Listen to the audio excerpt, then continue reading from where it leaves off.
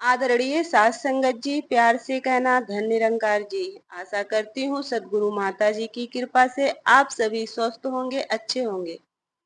आज का शीर्षक है चिंतन। आइए हम सब भी चिंतन करते हैं। मुख्य शीर्षक है आदेश का पालन। मनुष्य की कमजोरी है कि उसे वही बात पसंद आती है जो उसकी अपनी भावना के अनुकूल होती है। वरना कोई बात किसी ने भी कही हो, वह कितने बड़े से बड़ा आदमी क्यों ना हो, भले ही समय का गुरु अवतार माना जाता हो, परंतु मनुष्य उसकी बात को महत्व देने के लिए तैयार नहीं होता। हाँ, यह बात जरूर है कि वह शिष्टाचार या दिखावे के सत्कार के कारण उस समय उस बात पर कोई आपत्ति भी प्रकट नहीं करता, जिसे दूसरे उसकी स्वीकृति समझकर भ्रम में पड़ जाते हैं। फलस्वरूप जब वह बात कार्य रूप में आती है तो उसका रूप बिल्कुल बदला होता है, जिसे देख दूसरे को हैरानी होती है। कहने को यह बात कोई खास महत्वपूर्ण नहीं लगती, परंतु वास्तव में यह धारणा ही समय पाकर उस मनुष्य को तो हानि पहुंचाती ही है, समाज को भी प्रभावित करती है। परिणामतः साधारण व्यक्ति अथवा इतिहासकार उस आदर्श पुरुष का सही मूल्यांकन नहीं करते। हालांकि दोष उस आदर्श पुरुष का नहीं, बल्कि उसके आदेशों का ठीक पालन न करने वालों का होता है। चूंकि उन उन अनुयायियों ने उस आदर्श पुरुष के आदेश उपदेशों को जीवन में अपनाया तो होता नहीं, लेकिन प्रकट यही किया होता है कि वे उन्हें पूर्णतः सही मानते ही नहीं, बल्कि उन आदर्शों के पूर्ण अनुयायी हैं। अतः देखने वाले उन व्यवहारिक जीवन की कमियों का दोष भी उस आदर्श पुरुष पर ही मढ़ देते हैं। दूर की बात छोड़िए, हम आज के युग के बारे में ही सोचें। हमें इस कमजोरी का व्यापक रूप दिखाई देगा। आज हमारे बीच समय के सद्गुरु माता जी उपस्थित हैं। हमारे जीवन की उन्नति के लिए वह समय समय पर अपने विचार प्रकट करती हैं, और जब देखते हैं कि हम उन विचारों पर ध्यान नहीं दे रहे हैं तो आदेश भी देते हैं। मसूरी, लुधियाना और दिल्ली में हुई कॉन्फ्रेंस इसकी प्रमाण है। गहराई से सोचे तो हम स्वीकार करेंगे कि अपनी भावनाओं एवं धारणाओं के अधीन हमने सद्गुरु के आदेश उपदेशों में से मीठा मीठा खा लिया और कड़वा कड़वा थूक दिया। जिसे देखो वह अपनी पसंद के आदेश की चर्चा करता है। यह कमजोरी उस समय तो अपनी चरम सीमा पर पहुंच जाती है जब माता जी के आदेश को हम अपनी पसंद का समर्थन बतलाने लगते हैं। जैसे मसूरी कॉन्फ्रेंस में माता जी ने नशाबंदी की बात कही, सब बहुत खुश हुए, तालियों से इसका स्वागत हुआ। परंतु कुछ महानुभाव द्वारा इसकी चर्चा यूं की गई कि आखिर माता जी को हमारी बात माननी पड़ी। यह बात कहने वाले वो लोग थे जो पहले ही नशे का कट्टर विरोध करते थे।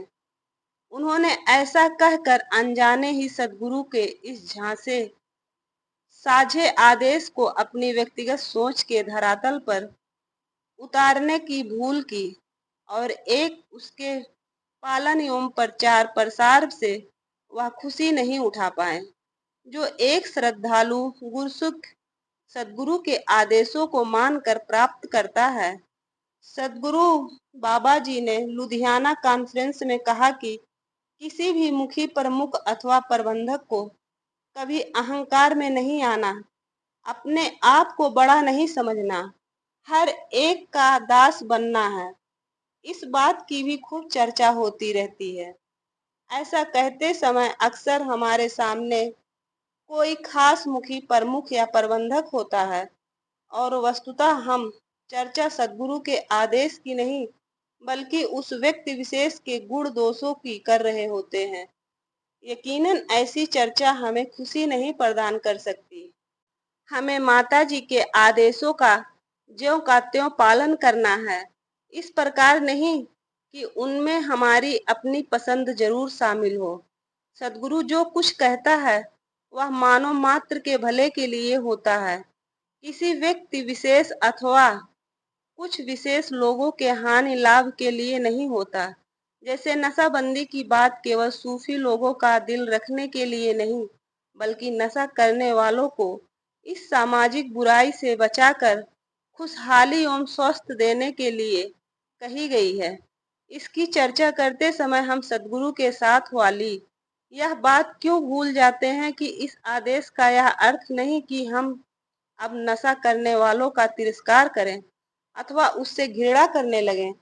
स्पष्ट है कि यह बात परोपकार की भावना से जनसाधारण को कही गई है, परंतु अपने व्यक्तिगत धारणाओं के गुलाम होने के कारण हम दूसरा भाग इसलिए छोड़ देते हैं या उसकी ओर ध्यान नहीं देते क्योंकि वह हमें व्यक्तिगत तौर पर ज्यादा पसंद नहीं। जिसे सद्गुरु का पूरा आदेश याद होगा वह जहाँ स्वयं नशे की इल्लत से बचेगा, वहीं वह किसी दूसरे के लिए इसलिए तिरस्कार भी नहीं करेगा कि वह नशा करता है। परोपकार की भावना से वह किसी नशा करने वाले को सद्गुरु की बात का ध्यान तो दिला सकता है, लेकिन वह इसे कभी प्रचार या चर्चा का मुद्दा नहीं बनाएगा। और जो इसे प्रचार का मुद्दा बनाते हैं वे वास्तव में सद्गुरु के आदेश की नहीं, बल्कि अपने व्यक्तिगत रुचि अरुचि के कारण ही ऐसा कर रहे होते हैं।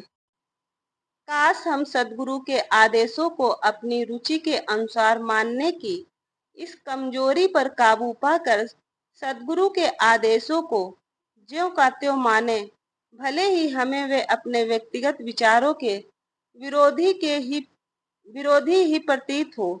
हमारा दृढ़ विश्वास हो कि सद्गुरु ने जो कुछ कहा है उसकी पालना में ही मेरा सुख निहित है। यह मेरे विचारों की पुष्टि करने के लिए नहीं कहा गया, बल्कि मेरे सहित सबको सुखों की राह दिखाई गई है।